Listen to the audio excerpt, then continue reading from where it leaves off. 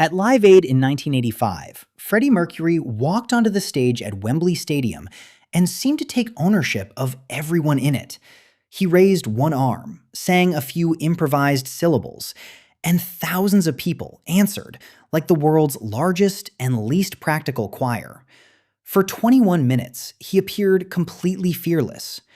Yet the man directing that crowd guarded his private life with extraordinary care.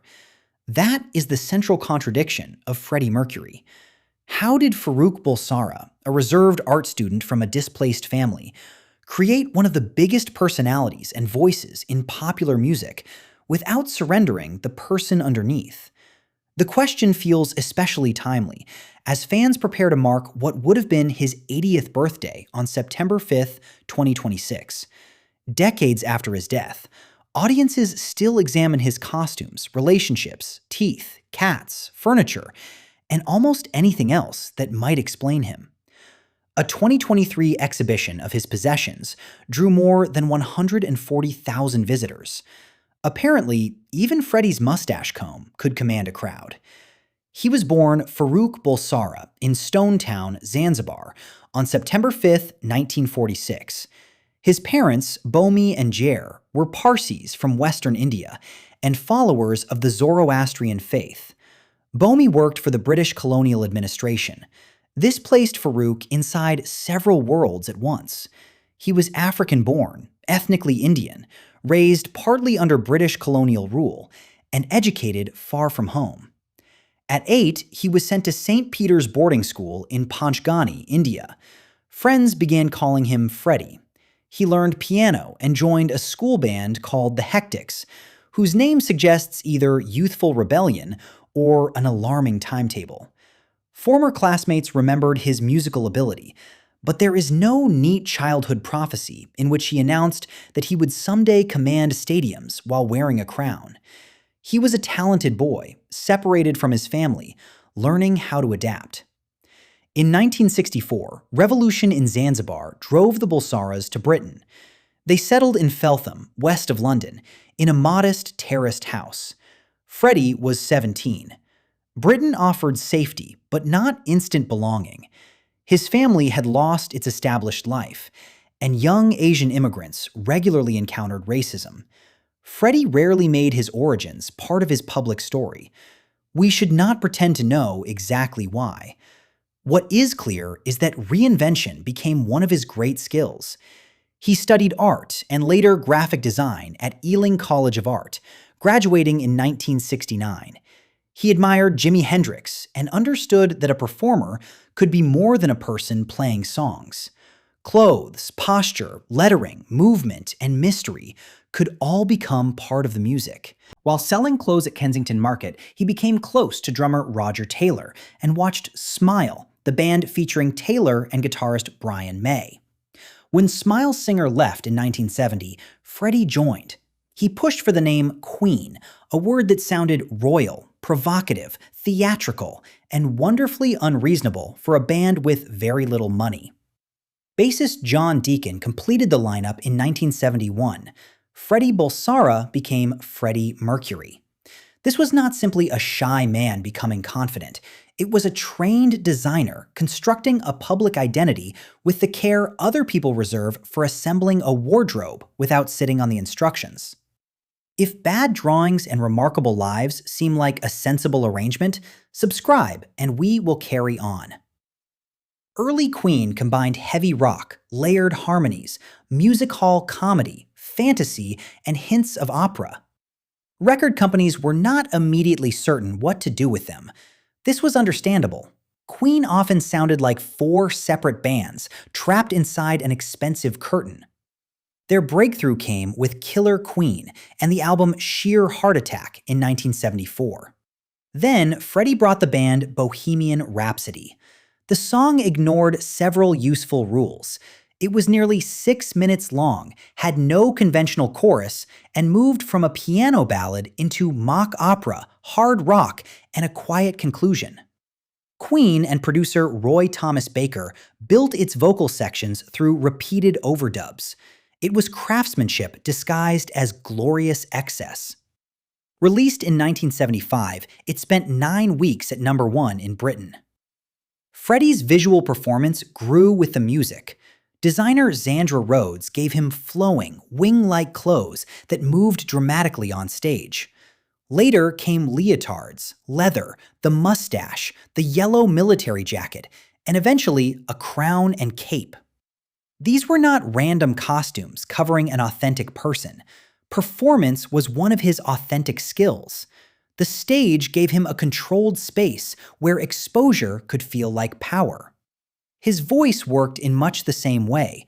People often focus on its range, but range alone does not explain why he sounded enormous. Freddie could move from intimate phrasing to a rough rock attack, hold a melody over dense guitars, and make a simple vowel feel like a public instruction. He also understood rhythm and audience response. He was not merely producing loud notes, he was arranging attention. Queen was never just Freddie with 3 conveniently placed musicians. May, Taylor, and Deacon all wrote major songs, and the band's arguments could be fierce. Their different instincts produced the tension inside the records. Freddie supplied vision and nerve, but Queen's scale came from 4 stubborn people somehow agreeing on where the explosion should go. Away from the stage, Freddie protected a smaller circle. He met Mary Austin before Queen became famous, and they lived together for years. Their romantic relationship ended as Freddie formed relationships with men, but Mary remained one of his closest confidants. He later left her Garden Lodge, his London home, and much of his estate.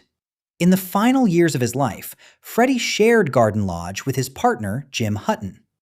A common mistake is to treat Mary and Jim as rival contestants for the title of Freddie's one true love. Human relationships are rarely organized so helpfully. Mary represented a bond formed before fame and maintained after romance. Jim was his domestic partner during his last years. Both relationships mattered, though much of what happened inside them belongs to recollection rather than a perfectly complete public record. Freddie also resisted giving the press a tidy label for his sexuality. Today, he is described as gay, bisexual, or queer, depending on the source and the definition being used. He had significant relationships with women and men, but he never offered the public a final autobiography explaining himself. In the tabloid culture of the 1970s and 1980s, privacy could be protection for him and for people around him. It should not automatically be mistaken for dishonesty. Then came Live Aid on July 13, 1985. Queen had years of stadium experience, and they treated their short slot like a military operation with better trousers. They rehearsed a compressed sequence of proven songs. Freddie used the piano, the remaining half of his microphone stand, and call and response to make an enormous venue feel interactive. The performance looked spontaneous because the preparation was excellent. One popular misunderstanding, encouraged by the film Bohemian Rhapsody, is that Freddie performed at Live Aid after learning he had AIDS.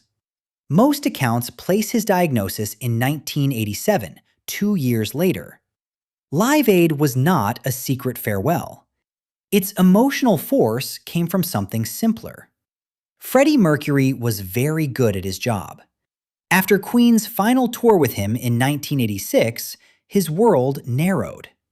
He collaborated with Spanish soprano Montserrat Caballé on Barcelona, bringing his love of opera into an actual operatic partnership. He continued recording with Queen as his health declined.